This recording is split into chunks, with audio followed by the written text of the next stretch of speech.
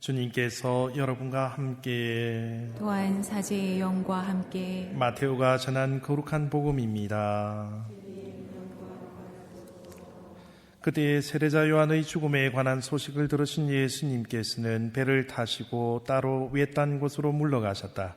그러나 여러 고을에서 그 소문을 듣고 군중이 육로로 그분을 따라 나섰다. 예수님께서는 배에서 내리시어 많은 군중을 보시고 가엾은 마음이 드시어 그들 가운데에 있는 병자들을 고쳐주셨다. 저녁 때가 되자 제자들이 예수님께 다가와 말하였다. 여기는 외딴 곳이고 시간도 이미 지났습니다. 그러니 군중을 돌려보내시어 마을로 가서 스스로 먹을거리를 사게 하십시오. 예수님께서 그들을 보낼 필요가 없다. 너희가 그들에게 먹을 것을 주어라 하고 이르시니 제자들이 저희는 여기 빵 5개와 물고기 2마리밖에 가진 것이 없습니다 하고 말하였다. 예수님께서는 그것들을 이리 가져오너라 하시고는 군중에게 풀밭에 자리를 잡으라고 지시하셨다. 그리고 빵 5개와 물고기 2마리를 손에 들고 하늘을 우러러 찬미를 들으신 다음 빵을 떼어 제자들에게 주시니 제자들이 그것을 군중에게 나누어 주었다. 사람들은 모두 배불리 먹었다. 그리고 남은 조각을 모으니 12강주리에 가득 찼다. 먹은 사람은 여자들과 아이들 외에 남자만도 5,000명가량이었다. 주님의 말씀입니다.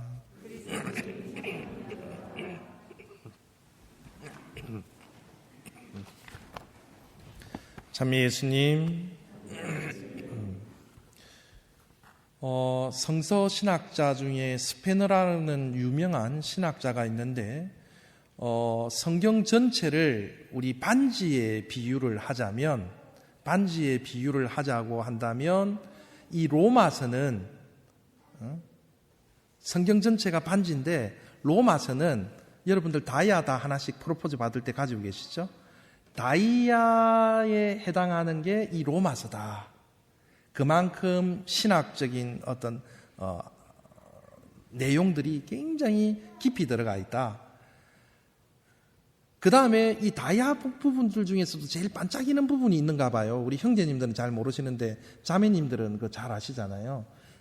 거기서도 제일 반짝이는 부분은 바로 로마서 8장이다. 로마서 8장 내용이 뭡니까? 예, 오늘 우리가 들었던 이독스 말씀. 누가 우리를 그리스도의 사랑에서 갈라놓을 수 있겠습니까? 환난입니까? 역경입니까? 박해입니까? 헐벗음입니까? 굶주림입니까? 코로나 사태로 인하여 각자의 삶 속에서 나름대로 힘들게 살아가고 있지만 그럼에도 불구하고 영적인 양식을 채우기 위해 주님의 초대에 응답한 우리 자신들, 오늘 일독서 말씀에서 그래서 자 목마른 자들아 모두 물가로 오너라, 주님의 성전으로 모여오너라. 어찌하여 양식도 못 버는 곳에 돈을 쓰고 배불리지도 못하는 거기에 수고를 드리려고 하느냐. 주님께서 우리를 초대해 주고 계시는데 우리는 그 초대에 응해야지 그 초대 외에 정말 우리 영혼을 살찌우지도 못하는 그 다른 것에 그렇게 많은 신경을 쓰느냐. 그래서 주님께서는 너희는 귀를 기울이고 나에게 오너라. 그래야 너희가 살리라. 좋은 것을 먹고 기름진 음식으로 채우리라. 즉 주님의 초대에 응답한 그 모든 사람들에게 기름진 음식으로 배부르게 한다.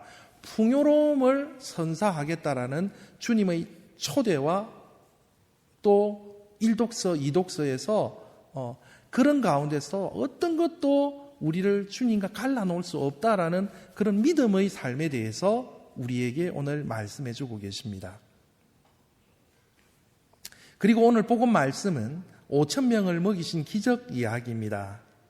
세상을 살아가는 사람들의 부류는 이렇게 나누어 볼 수 있을 것 같습니다. 하나는 5,000명이 먹을 수 있는 그 양식들을 혼자서 먹으면서 살아온 사람들. 또 하나는 5,000명을 먹이면서 살아오는 삶의 방식을 선택한 사람들. 나는 지금까지 살아오면서 5,000명이 먹을 수 있는 그것들을 나 혼자 차지하며 살아왔는가? 아니면 내가 매년 어렵고 힘든 사람들을 도와주면서 지금까지 5천 명이 되는 사람들에게 나누어 주며 살아왔는가? 그런 묵상거리를 우리가 떠올려 볼 수 있겠습니다. 사람들은 경제적으로 5천 명분을 혼자서 차지한 사람을 세상적으로는 성공한 사람이라고 인정할지 모르겠습니다. 그러나 오늘 복음 말씀에서 하느님께서는 5천 명을 먹이는 그 기적을 통해서 너희가 먹을 것을 주어라. 당신께서도 하실 수 있지만 우리 각자에게 살아가면서 5천 명을 먹일 수 있는 그런 기적의 삶을 살아가라고 우리에게 당부해 주십니다. 하지만 우리가 늘 베풀고 나누며 살아가야 한다는 것을 잘 알고 있으면서도 그럴 수 없는 각자의 변명거리가 있습니다. 오늘 복음에서 제자들의 핑계거리는 뭐였습니까? 여기는 외딴 곳입니다. 시간이 이미 늦었습니다. 그리고 저희가 가진 것은 빵 5개와 물고기 2마리 뿐입니다. 돈이 부족합니다. 각자 알아서 하라고 하십시오. 이것이 세상을 살아가는 세상 사람들의 방식일 수도 있습니다. 그렇기 때문에 우리는 늘 부족함 속에 나눔과 또 베품에 대해서 인색하며 살아올지도 모르겠습니다. 이것밖에 없다라는 마음 속에는 시간도 물질도 마음도 다른 사람과 나눌 수 없는 그 족쇄 속에서 우리의 그 선한 마음들이 묶여져 있습니다. 그래서 각자 그것을 풀어내지 못하기 때문에 각박한 세상이 되어가는지도 모르겠습니다. 있는 것, 넘치는 것, 풍성한 것에 대해서 감사하기보다는 부족하다, 할 수 없다, 시간이 없다, 바쁘다, 건강이 좋지 않다, 이러한 자신의 마음의 결핍과 현실적 자신과의 타협 속에서 삶을 살아가니 진정한 기적을 만날 수가 없습니다.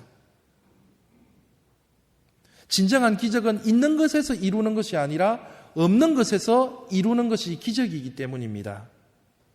나누지 못하기 때문에, 나눔에 함께하지 못하기 때문에, 기쁜 일에 함께 동참하지 못하기 때문에 우리의 삶은 늘 부족하고 메마르고 없고, 그래서 우리의 마음이 영적 공허감 속에 살아갈지도 모릅니다. 거기에 허덕이며 살아가고 있는 그러한 군중의 모습이 바로 우리의 모습일 수도 있습니다.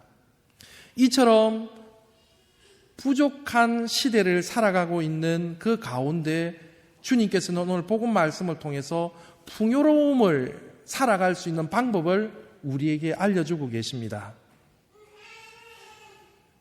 어떤 신부님이 아버지가 돌아가시고 유품을 정리하면서 아버지의 비밀스러운 서랍을 열어보았습니다. 평상시에 하시던 성경 필사책이, 노트들이 정리되어 있었습니다. 성경 필사 한 달락 마지막에는 매일매일 아들 사제에 대한 이름이 적혀 있었고, 또 아들 사제에 대한 감사 기도가 적혀져 있었습니다. 성경 필사를 하던 그분은 아들이 집을 방문했을 때 항상 등을 지고 성경 필사를 하던 모습이 보입니다. 좀 쉬시면서 하시지요.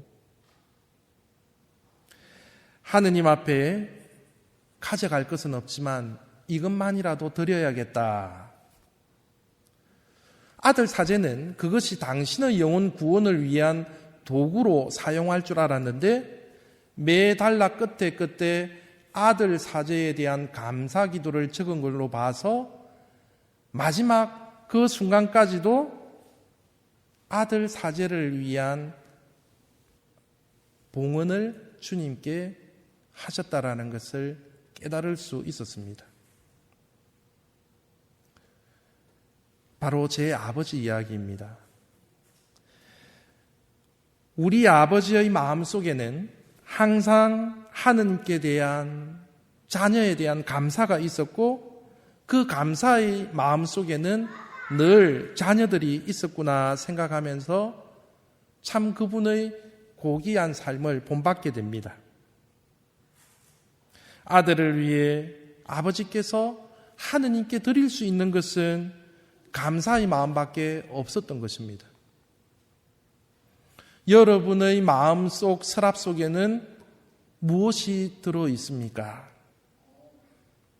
우리 자녀가 나중에 나의 마음의 서랍을 열어본다면 어떤 것을 느낄 수 있겠습니까? 우리 마음의 서랍 속에 늘 가족들에 대한 사랑과 감사가 들어있다면 나로 인해 내 주변의 모든 사람들이 풍요로운 행복을 누릴 수 있게 될 것입니다. 미국에 와서 제일 자주 쓰는 단어가, 제일 편한 단어가 땡큐입니다. 이 감사합니다, 이 한마디만 잘해도 사람들 간에 화답이 오가고 정이 오갑니다. 감사의 말에는 친절과 호의가 담겨져 있기 때문에 감사는 사람의 마음을 열리게 하고 서로 사랑 안에 머물게 하고 하느님의 축복을 여는 좋은 축복의 통로가 될 것입니다. 특별히 가정 안에서 고마움들을 표현하고 감사의 마음을 표현하고 공동체 안에서 서로 작은 일이지만 그것에 대해서 감사의 마음으로 살아간다면 그것이 바로 하느님의 축복의 통로가 될 것입니다. 오늘 복음에서 예수님께서는 빵 5개와 물고기 2마리를 손에 드시고 하늘을 우러러 감사의 기도를 하느님께 드렸습니다. 그 적은 것을 가지고도 전혀 적다고 불평하지 않으셨습니다. 왜 이것밖에 가져오지 않았냐고 제자들에게도 나무라지 않았습니다. 그것을 받아들이시고 하느님께 봉헌하셨습니다.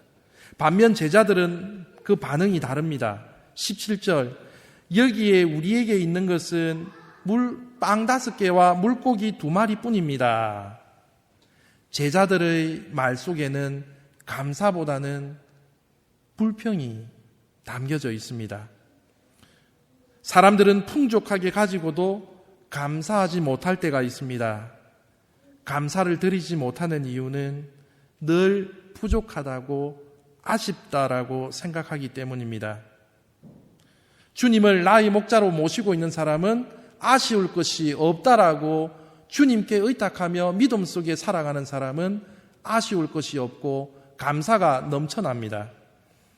하느님께서는 우리가 손에 무언가를 들고서 감사하는 모습을 보고 싶어 하십니다.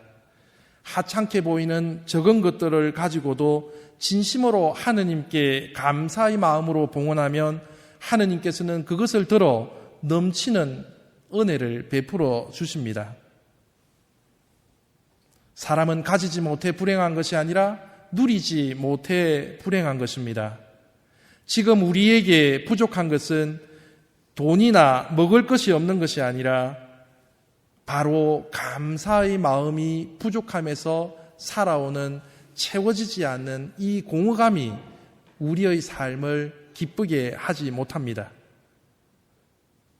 건강한 모습으로 함께 해주는 내 주변의 모든 사람들에 대해서 감사하지 못하고 당연한 것으로 받아들이거나 불평으로 받아들이면 그것은 결코 푸른 풀밭의 풍요로움을 우리에게 가져다 주지 못할 것입니다.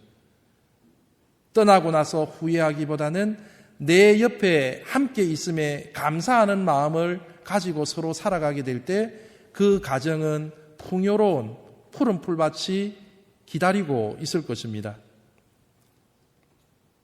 간절한 기도는 있으나 감사가 없고 축복은 바라지만 누군가가 주겠지, 누군가가 내겠지 바라만 보고 있는 이 군중의 모습들로는 결코 해질녘 아름다운 노을의 들판의 풍요로운 기적은 보지 못할 것입니다. 사랑하는 형제 자매 여러분, 세상을 살아가면서 지금 우리의 손에는 무엇이 들려져 있습니까?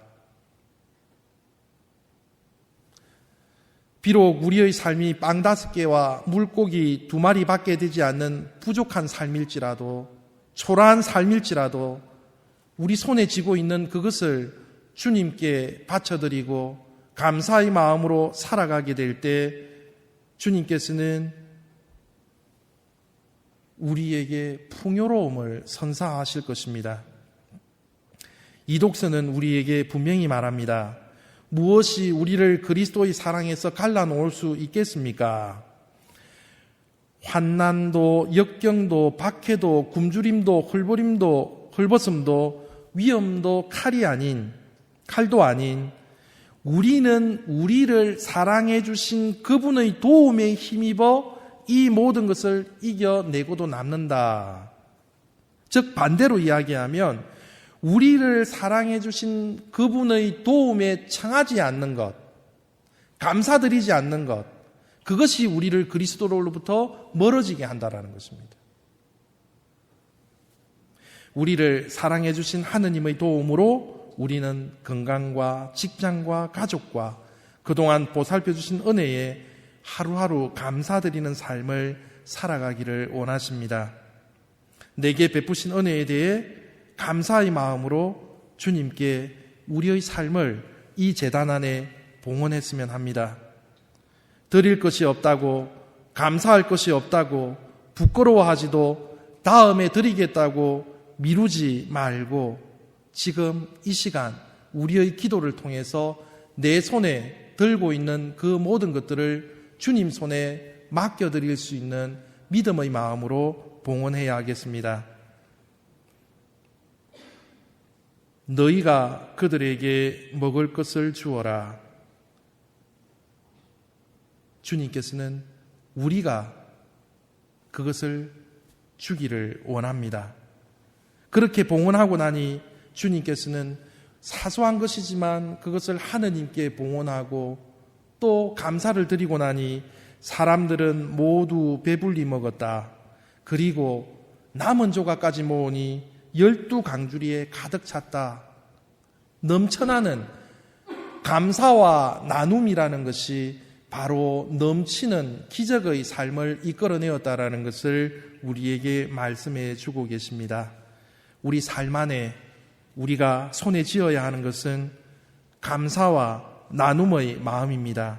이것이 주님의 기적과 은총과 모두에게 풍요로움을 가져다 옵니다. 5,000명이 먹을 것을 혼자 먹는 사람이 아니라 5,000명을 나누어 줄 수 있는 그 기적이 내 마음속에 감사와 나눔의 삶을 실천함으로써 우리 모두에게 풍요로운 은총으로 주어지기를 다 함께 기도 청합시다. 아멘. 아주 오랜만에 우리 본당에 새로 전입하신 새 신자분들을 소개해 드리게 돼서 정말 기쁩니다. 새 신자분께서는 윤용순 가브리엘 형제님, 차화정 헬레나 자매님, 윤수지 수산나 자매님, 윤유준 프루덴시오 형제님, 이렇게 네 분이십니다. 어디 계십니까? 앞으로 잠깐 나와주시고, 좀 시간이 지나면 소개를 시켜드리려고 그랬는데 코로나가 아직까지 안 끝나서 젤마노 형제님도 나오셔가지고 어디서 오셨는지 우리 신자분들하고, 왜냐하면 우리 영상이 전국적으로 한국까지 이게 다 가기 때문에 그냥 여기서 인사하시는 게 좋을 것 같아요. 앞으로 나와주세요. 어디서 오셨는지 자기 소개 좀 길게, 비도 오는데 뭐 오늘 갈 데도 없고 길게 하셔도 상관이 없습니다. 네. 자기 PR을 잘해 주셔야 다른 분들이 잘해 주셔요. 네. 네. 업고 안고 베고.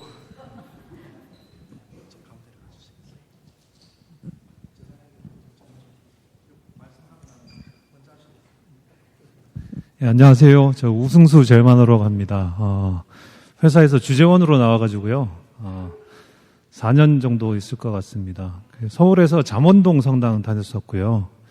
그다음에 이제 저희 가족들은 코로나 때문에 이제 제가 와이프가 있고 딸 아들이 있는데 초등학생이에요. 그래서 이제 학교를 안 열어가지고 지금 언제 올지 잘 모르겠습니다. 본의 아니게 그 기러기 아빠처럼 아니죠. 기러기 아빠는 아니고 독수리 아빠인가요? 아무튼 네, 그렇게 돼가지고 혼자 살고 있습니다. 지금 집은 트로이에 있고요. 트로이에 있고 주일마다 이제 웬만하면 나오려고 그렇게 하고 있습니다. 아마 제가 회사 그 일이 그 트로이 근처에도 있다가 오하이오에도 있어요. 오하이오에서 지금 공장을 좀 건설하고 있는데 그쪽에도 가봐야 돼서 아마 주중 주말에 오하이오에 있는 경우는 잘 못 나올 수도 있고요. 그다음에 그렇지만 최대한 계속 나올 수 있도록 하겠습니다. 감사합니다.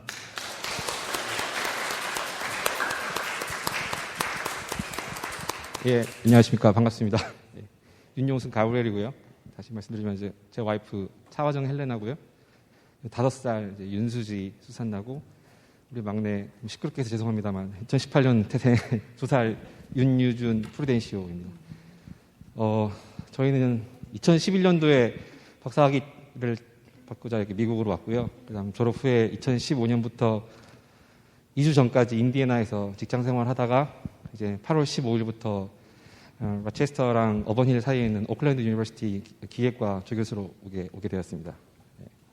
현재는 지금 로체스터 힐에 2주 전에 이사를 했는데 아직 짐이 안 와서 바닥에서 자느라 등이 너무 아프네요. 예, 그렇습니다. 만나서 반갑습니다.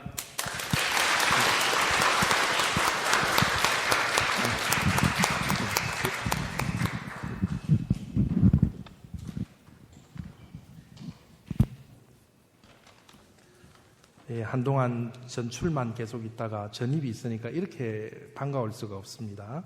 어쨌든 트로이 라체스타 구역에서 잘 이렇게 함께 해주시고 그러셨으면 좋겠습니다. 기도 드립시다. 주님, 천상 양식으로 새로운 힘을 주시니 언제나 주님의 사랑으로 저희를 보호하시어 저희가 영원한 구원의 삶을 살아가게 하소서. 우리 주 그리스도를 통하여 비나이다. 아멘. 주님께서 여러분과 함께 또한 사제의 영과 함께 전능하신 천주 성부와 성자와 성령께서는 여기 모인 모든 이들에게 강복하소서. 아멘. 미사가 끝났으니 가서 복음을 실천합시다. 하느님 감사합니다.